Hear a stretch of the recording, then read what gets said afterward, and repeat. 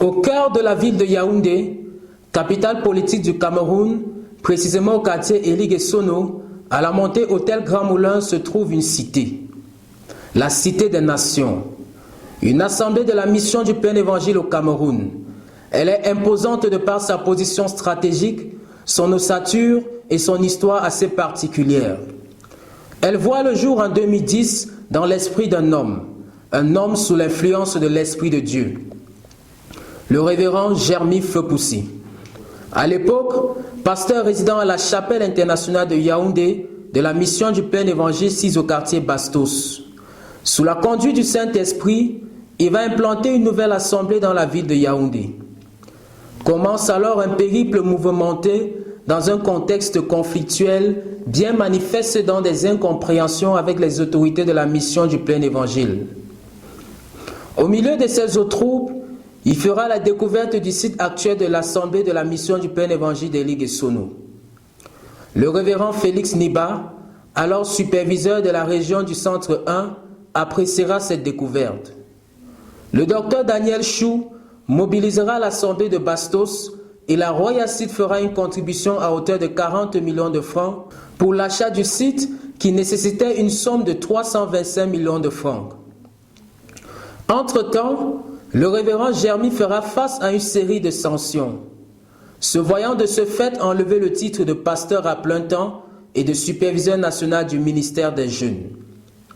Ces vents contraints n'empêcheront pas ce dernier de tenir ferme pour l'acquisition du site et la construction de ce beau temple qui aujourd'hui fait la fierté de la Full Gospel Mission.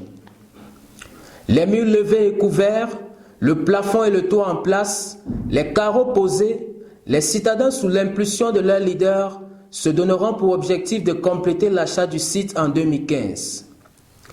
Le révérend Jeremy, quant à lui, restait convaincu que son expérience à Eligé-Sono était une plateforme de formation et d'apprentissage que le Seigneur dressait devant lui.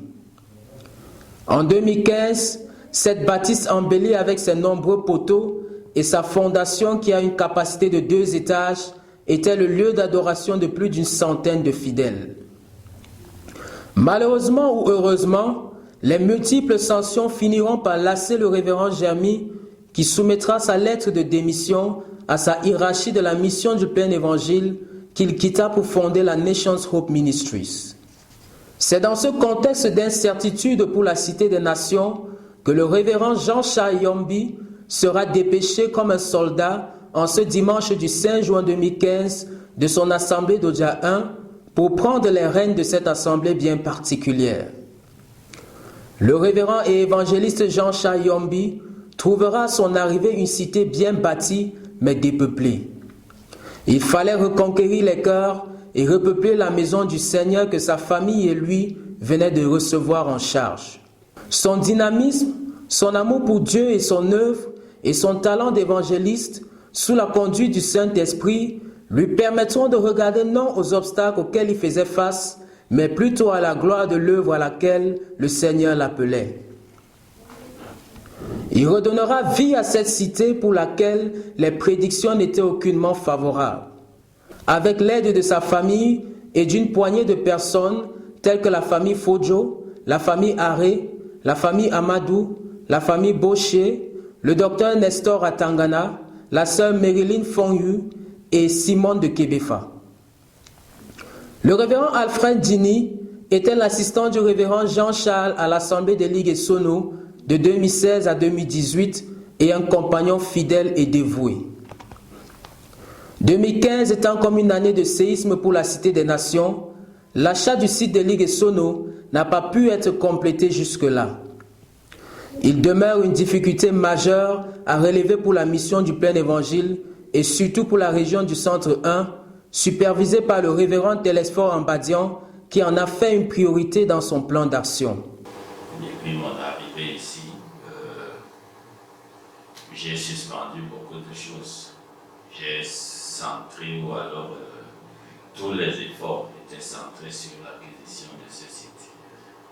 Je ne serais pas content si un jour il m'arrivait de quitter cette région sans avoir eu définitivement ce site. Donc, Je souhaite que tous les pasteurs de la région s'unissent à moi, à leur superviseur de district aussi, pour que nous relevions ensemble ce défi. Pas seulement les pasteurs, mais aussi le peuple de Dieu que vous représentez ici. Outre cela, la Cité des Nations doit braver le cap de la croissance, premièrement spirituelle de ses fidèles, mais aussi numérique et financière. Fort est de constater que l'Assemblée de la mission du Plein Évangile de Ligue Sono est sur la bonne voie.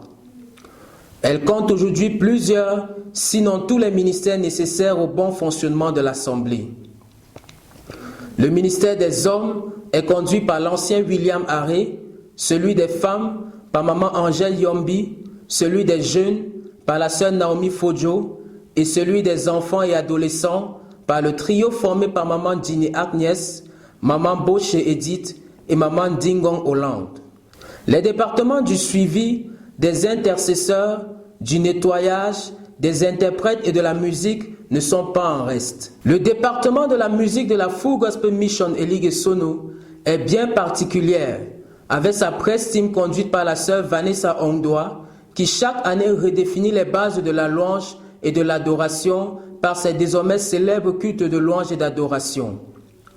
Ces cultes qui se tiennent de façon trimestrielle drainent du monde de partout avec des personnes assoiffées et désireuses de louer et d'adorer Dieu en esprit et en vérité. Hormis ces dimanches de louange et d'adoration, l'Assemblée des Ligues Sono, joyau de la mission du Plein Évangile, accueille chaque année les événements majeurs de la mission du Plein Évangile et particulièrement celles du Centre 1, telles que les conventions de district. Le révérend Valérie Dingong, en provenance d'Okola, est le pasteur résident de l'Assemblée des Ligues Sono depuis le 17 mars 2019. Homme minutieux, attentif et loyal à l'appel de Dieu. Il est un soutien à la réalisation de l'œuvre de Dieu à l'Assemblée des Ligues Sono.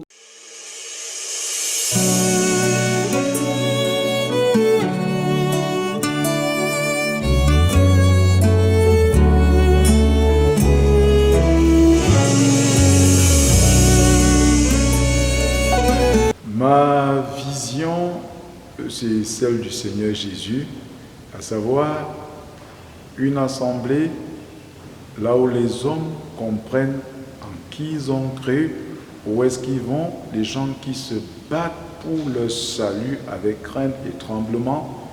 C'est voir une assemblée croître numériquement, voir des hommes et des femmes impliqués dans l'extension du royaume des cieux, implanter d'autres assemblées et avoir vraiment des hommes et des femmes prêts pour l'enlèvement.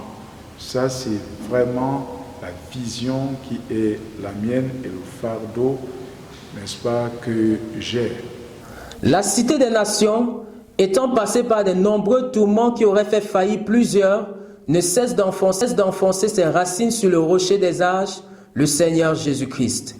Elle tient ferme et reste une plateforme de réveil en ces temps où peuples et nations s'éloignent de plus en plus de la face de Dieu.